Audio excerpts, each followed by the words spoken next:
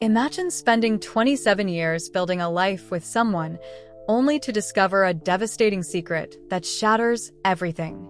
In this story, a man stumbles upon a shocking betrayal, his wife's hidden affairs with multiple men. As he uncovers the truth, he's faced with a brutal choice: seek revenge or walk away. What would you do? Stay with us as we dive into this emotional roller coaster where love, trust, and loyalty are tested in ways you won't believe. By the end, you'll be questioning everything you thought you knew about forgiveness and vengeance.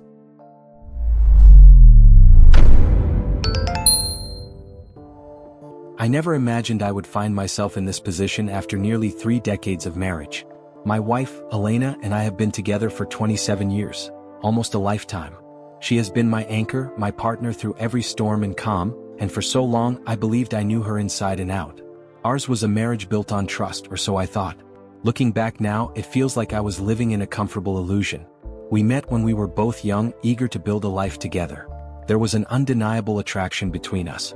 I remember vividly how the room seemed to shrink when she walked in, how her laughter would draw me in, and how our nights were filled with passionate moments that left me breathless. Even after the birth of our 2 daughters, Sophia and Cassandra, the intimacy between us didn't falter. Or at least that's what I believed. Now they're adults, living in different states, and Elena and I have settled into what I thought was a peaceful routine. She's an executive at a successful company, and I run my own business. Our lives are stable, comfortable. We've reached a point where many couples would say they've made it through the hardest parts of marriage. But there's a strange thing about comfort. It blinds you to the cracks forming underneath. Looking back, I can see now that I might have missed the signs. Elena had been coming home later than usual, her phone seemed to be more guarded, and there was a subtle shift in her demeanor that I couldn't quite place. I dismissed it as the stress of work, the natural evolution of a long relationship. After all, 27 years of marriage comes with its ebbs and flows. But deep down something was off. It wasn't until I received that first message from Peter, a man I had never heard of, that the foundation of everything I thought I knew began to crumble. It all started with a message that caught me completely off guard. I remember the exact moment, an ordinary evening. I had just finished dinner when my phone buzzed with a notification. It was from Facebook, a friend request from someone named Peter. I didn't recognize the name or the face, but I thought little of it at first. Maybe it was an old acquaintance or a business contact I had forgotten. But then the message came: "I need to talk to you about something important. It's about your wife."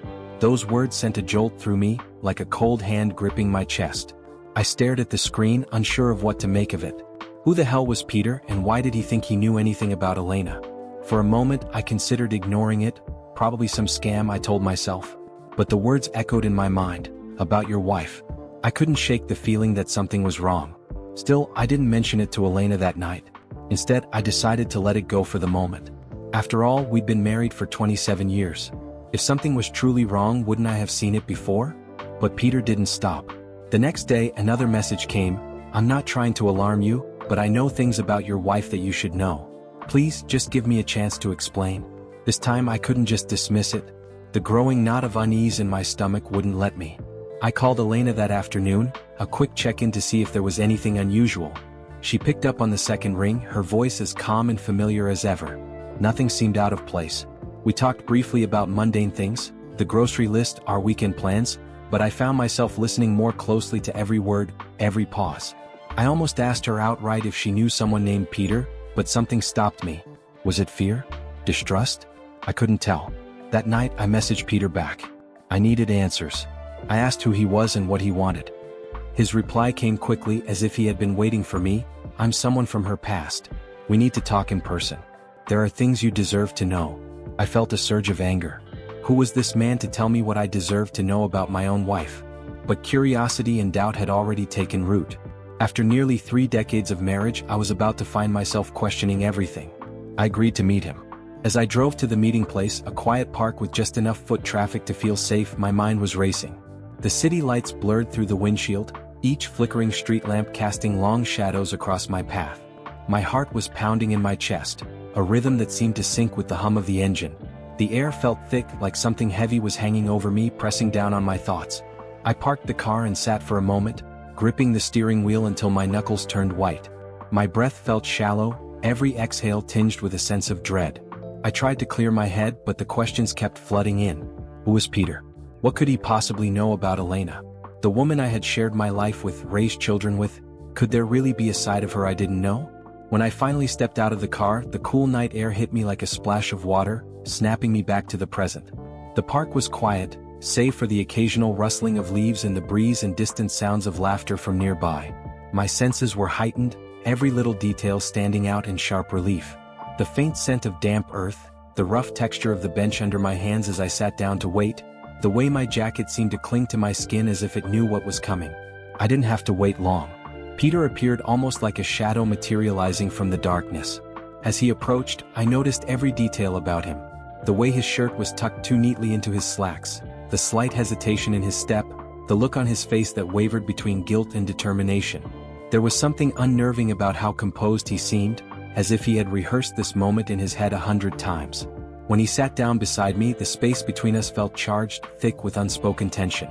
He smelled faintly of aftershave, sharp, almost medicinal, and it irritated me for reasons I couldn't quite explain. I clenched my fists at my sides, trying to keep my voice steady. "You said you had something to tell me," I began, though my voice felt foreign to me, as if I were watching myself from a distance. Peter turned toward me, his eyes soft but focused. "I know this is hard to hear and I'm sorry," he said, his voice low and measured. "But there's something you need to know about Elena." The words hung between us, heavy and final. My pulse quickened. I could feel the sweat starting to bead on my forehead, the collar of my shirt suddenly too tight around my neck. I wanted to shout at him to just get to the point, but I stayed silent, waiting. "I was involved with her," Peter finally said, his words slow and deliberate, as if he were trying to ease me into the blow. "It wasn't just a fling. It went on for years." For a moment, the world seemed to tilt on its axis. My stomach churned, a wave of nausea rising as the full weight of his confession hit me. The park, the night, even the sounds around us, all of it faded away, leaving only Peter's words ringing in my ears. Years. I felt my breath hitch, the tightness in my chest suffocating. I didn't know what to feel: rage, betrayal, disbelief. It was as if the ground beneath me had cracked open, exposing something dark and festering beneath the surface. As Peter's words sank in, a flood of memories surged to the surface, moments I hadn't thought about in years. I remembered Elena as she was when we first met, how her eyes sparkled with that mischievous glint every time she smiled. There was a magnetism between us, an undeniable pull that made everything around us seem to disappear whenever we were together. I thought back to our early days, those late nights when we couldn't keep our hands off each other. The way her skin felt against mine, soft and warm, as if it had been made just for me. I used to get lost in her touch, the way her fingertips would trace patterns on my chest, sending sparks of desire through me. Our passion felt boundless back then, as if nothing could ever come between us. One night in particular stood out. We were in our first apartment, barely making ends meet, but we didn't care. I remember coming home from work, exhausted, only to find her waiting for me, dressed in nothing but one of my old shirts. Her laughter filled the room as she pulled me toward her, our bodies tangling together in a way that felt both desperate and perfect. The heat of her breath against my neck, the way she whispered my name as we moved in sync, it was the kind of moment that defined our connection. Pure, unfiltered desire. But now, sitting here in this park, those memories felt like a cruel joke, tainted by the truth Peter had just revealed. How could that same woman, the one who once looked at me like I was her whole world, have lived another life I knew nothing about? Had I been blind or just too trusting? The intimacy we once shared, the passion that seemed unbreakable, now felt like a distant echo. I found myself questioning every touch, every kiss, wondering if her mind had been elsewhere, with someone else, all those nights when I thought we were inseparable. As Peter sat there, watching me with an expression that hovered between guilt and pity, I couldn't help but feel the weight of what I'd lost. Not just her fidelity, but the very foundation of the life we had built. The contrast between the woman I had loved for so many years and the stranger she had become was stark, almost unbearable. Had those moments been real for her? Or had I just been one chapter in a story she was writing with someone else? The silence between Peter and me stretched, thick and uncomfortable. I could feel my pulse pounding in my temples, the weight of his confession pressing down on me like a suffocating blanket. My hands clenched into fists, knuckles aching from the pressure. I wasn't sure if I wanted to hit him, scream, or just walk away and pretend none of this was happening. But I couldn't move.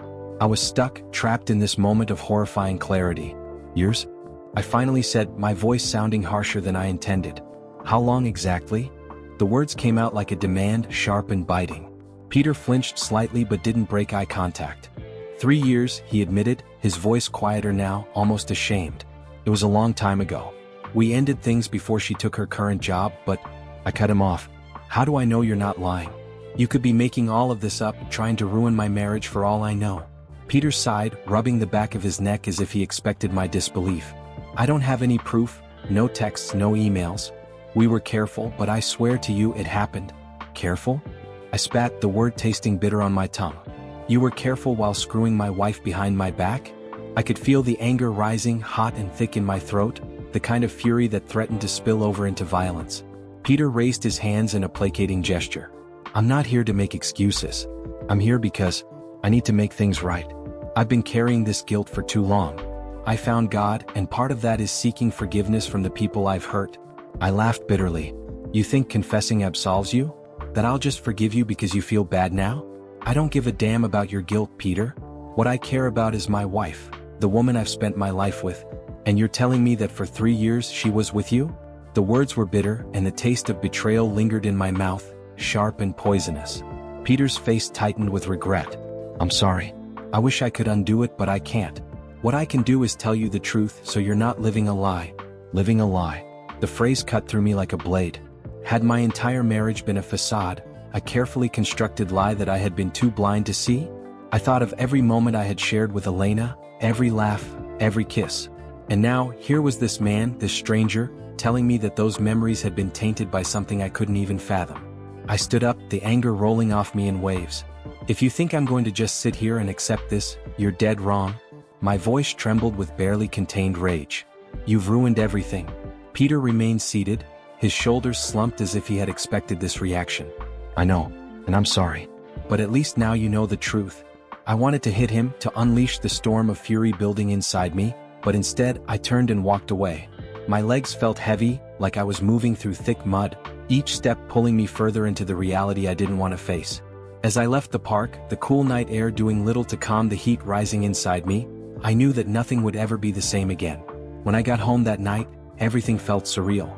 Elena was already asleep, her face peaceful as she lay in bed, completely unaware of the storm raging inside me. For a moment I just stood there watching her. I had never questioned her loyalty before. After all, she was my wife, my partner. But now, everything I thought I knew felt like a lie. I couldn't shake the feeling that Peter's words were true, and I needed to know for sure. That night, as she slept beside me, I made a decision. If Peter didn't have proof, I'd find my own. The next few days passed in a blur of sleepless nights and obsessive thoughts. Elena acted normal, just like she always had, going to work, coming home, and chatting about her day. But I couldn't trust it anymore. Every smile, every kiss felt rehearsed, as if she were hiding behind a mask. It was in those quiet moments, when she wasn't looking, that I began my investigation. It started small. I knew Elena wasn't one to leave obvious clues, but I needed to be thorough. I waited until she fell asleep, then went through her phone, social media apps, texts, everything. Nothing. I couldn't find a single thing that suggested she was unfaithful. No suspicious messages, no hidden accounts. It was almost too perfect, and that only made me more suspicious. I started digging deeper. Her laptop was next, and that's when I noticed the Slack application, something she often used for work. I wouldn't have thought twice about it, but Peter had mentioned that their affair started at her old job, and something about that nagged at me. I knew it was risky, but I couldn't stop myself. I searched through old messages, filtering by names I recognized, and that's when I found it. Buried deep in her Slack messages were conversations she had with 2 colleagues, flirtatious, playful, and at times, explicit. My stomach churned as I scrolled through the exchanges, each one more damning than the last. It wasn't just harmless banter. It was the kind of talk that left no doubt in my mind that something had happened between them. There were references to secret meetings, inside jokes laced with innuendo, and messages that made it clear these weren't just work relationships. I felt a knot tighten in my chest as I realized the truth.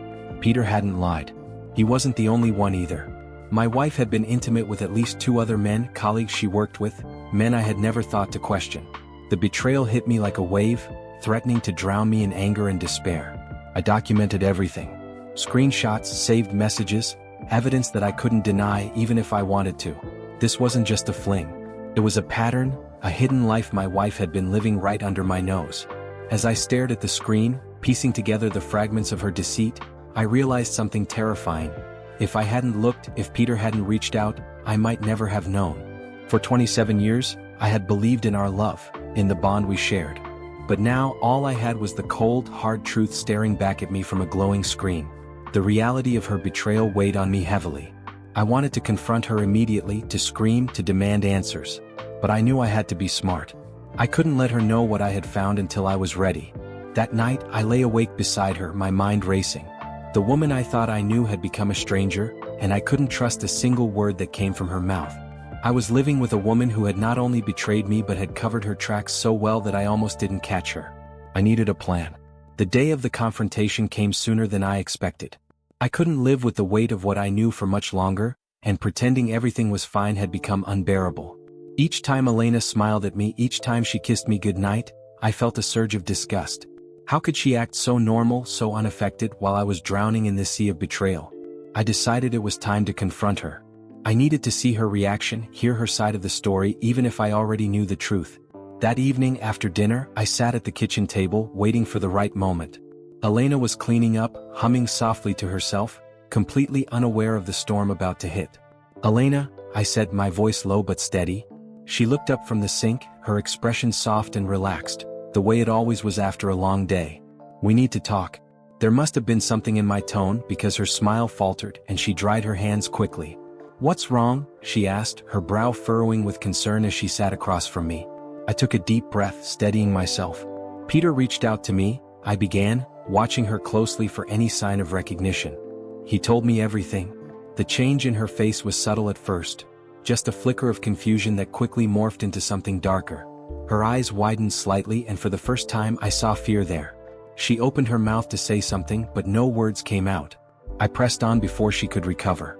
"He told me about the affair, Elena. About how it went on for 3 years. My voice grew sharper, the anger I had been holding back starting to leak through. "And I found more. I've seen your messages with other men. I know everything." Her face drained of color, and for a moment she looked utterly lost, like a deer caught in headlights. I can explain," she stammered, her voice trembling. "Explain?" I snapped, slamming my hand down on the table, the sound echoing in the quiet kitchen. "You've been lying to me for years. You've been betraying me with multiple men, and now you want to explain?" Tears welled up in her eyes, but I wasn't moved. "It wasn't like that," she said, her voice barely above a whisper. "I never meant to hurt you. It just happened." "Just happened?" I stood up, unable to stay still any longer. My body was buzzing with anger, every nerve on edge. "You cheated on me for years, Elena. That doesn't just happen. You made a choice. And you made it over and over again." She reached out to me, but I stepped back, out of her reach. I couldn't bear her touch, not now. "Please," she begged, her voice cracking. "We can fix this. We've been through so much together. Don't throw it all away because of this." I laughed bitterly. "Because of this? You destroyed everything the moment you decided to sleep with someone else. How long were you planning to keep this up, huh? How many more lies were you going to tell me?" Elena's tears were falling freely now, her shoulders shaking with sobs. "I was scared," she admitted. "I didn't want to lose you. I know I've made mistakes, but I love you. I never stopped loving you." Her words hit me like a punch to the gut. Well, how could she say she loved me after all of this? After shattering the life we had built together? I shook my head. "If you loved me, you wouldn't have done this. You wouldn't have kept it from me for all these years." My voice was cold now, devoid of the anger that had fueled me moments before. All that was left was a hollow emptiness. "Elena," I said, my tone final, "I can't do this anymore. We're done." Her sobs grew louder, and she buried her face in her hands, but I didn't move to comfort her. I couldn't. The woman I had loved for nearly 3 decades was gone, replaced by someone I no longer recognized. I turned away, leaving her alone at the kitchen table, her cries echoing behind me as I walked away from everything we once had. After that night, the house felt impossibly quiet. Elena moved out a few days later, taking only what she needed, and each empty room became a stark reminder of the life we once shared. I should have felt relief. After all, I had confronted her, ended things on my own terms. But instead, an unbearable emptiness took hold of me, mingling with the simmering rage that refused to go away. I couldn't shake the thought of her betrayal, of the lies she'd told, the other men she'd shared herself with. The evidence was all there, saved on my phone, buried in messages that I hadn't stopped thinking about. But now that I was alone, another question gnawed at me: what was I supposed to do with all of it? Part of me wanted to burn it all, to delete the messages, throw away the reminders of the life I thought we had, and try to move on. But another part, the darker part, wanted revenge. I had spent years building a life with Elena, giving her my love, my loyalty, and she had thrown it all away. Shouldn't she face the consequences for what she had done? Shouldn't the men she had been with suffer for their part in destroying my marriage? I found myself obsessing over the details. Peter's confession, the flirtatious messages with her colleagues, none of them had been punished. They had all gone on with their lives as if nothing had happened, while I was left to pick up the pieces of mine. It wasn't fair. They deserved to lose something too. I reached out to Peter again, this time not for answers but for leverage. I pressed him for more details about his relationship with Elena, when it started, how it happened. The more I learned, the clearer it became that her behavior had crossed lines even in the workplace. She had been in a position of power, and her involvement with these men violated more than just our marriage. It broke company rules, ethics, everything. With this knowledge, I realized I had the means to hurt her where it would matter most: her career. I knew the company she worked for had strict policies against relationships between supervisors and subordinates. If I reported her, if I exposed her affairs, she could lose everything. It would be the perfect revenge. Not only would she be humiliated, but she'd also be stripped of the success she built on lies. But then came the other side of the dilemma, the side that whispered for mercy. We had been married for 27 years, built a family, shared a life. Could I really ruin her completely? And what about our daughters? No matter what she had done, she was still their mother. Would they ever forgive me for tearing apart their family in such a public way? Would they understand that my vengeance wasn't just about Elena, it was about the years of deceit, the heartbreak? The weight of it pressed down on me, this choice between revenge and forgiveness. Part of me wanted to let it go, to take the moral high ground and move on with my life. But every time I closed my eyes, I saw her with them, Peter, the others, and the anger flared up again, demanding justice. Days turned into weeks, and the decision gnawed at me. Vengeance would be satisfying in the short term, but would it heal the pain? Could I really live with myself, knowing I had destroyed her life even after she had already lost me? And if I forgave her, truly let it go, what would that say about me? Was I weak for walking away without fighting back? In the end, I knew there was no easy answer. The choice between vengeance and forgiveness wasn't black and white. Both paths held consequences, not just for her but for me and our family. And no matter which path I chose, I would have to live with the weight of that decision for the rest of my life. In the end, the decision came to me in a moment of clarity, though not in the way I expected. I had spent weeks teetering between revenge and forgiveness, playing out the scenarios in my mind. Each time, I imagined what it would feel like to watch her lose everything, to see the life she had built crumble around her. It was a satisfying thought, one that fed my anger and soothed the pain, if only for a moment. But one night, as I sat alone in the quiet of the house we had once shared, I found myself thinking not about Elena or even Peter, but about my daughters. Sophia and Cassandra, now grown, had no idea what had happened between their mother and me. To them, our marriage had always been the steady foundation of their lives, something they could depend on. And in the end, that's what made my choice for me. If I unleashed my anger, if I sought revenge, it wouldn't just be Elena who suffered. It would ripple through our entire family, tearing apart the very thing I had spent my life trying to protect. My daughters would see their mother destroyed, and no matter how justified I might feel, they would never look at me the same way again. That night, I decided to let it go. I deleted the messages, wiped the evidence from my phone. It wasn't easy, and it didn't bring the closure I had hoped for, but it felt like the right thing to do. I wasn't forgiving Elena, not fully, at least not yet. But I was choosing to walk away, to let the weight of what she had done rest on her shoulders alone. I didn't need to ruin her career, her reputation, to feel justified. The fact that she had already lost me and everything we had was enough. In the months that followed, the divorce went through quietly. There was no bitter courtroom battle, no drawn-out war over property or assets. We split everything evenly, and I kept the house, more out of convenience than sentimentality. Elena tried to reach out a few times, but I never responded. There was nothing left to say. As for my daughters, I told them the truth, not about the affair, not yet, but about the separation. They were heartbroken, of course, but I reassured them that this was what I needed to move forward. They didn't ask too many questions, and for that, I was grateful. The full truth could wait. In the end, the pain didn't disappear. It lingered like an old wound that never quite heals. But with time, I learned to live with it. I found peace in small things, in the quiet of my mornings, in the space that was now mine alone. The memories of Elena, of our life together, still haunted me from time to time, but they no longer controlled me. I don't know if I'll ever truly forgive her, or if that's something I'm even capable of. But I do know that choosing not to destroy her life was the right choice. For me, for our daughters, for the life I want to build going forward. In the end, revenge might have been sweet, but peace, that was far more satisfying. Keep watching our stories by clicking on one of the videos that appear on the screen, and don't forget to subscribe to the channel and turn on notifications to be alerted about new videos. See you next time.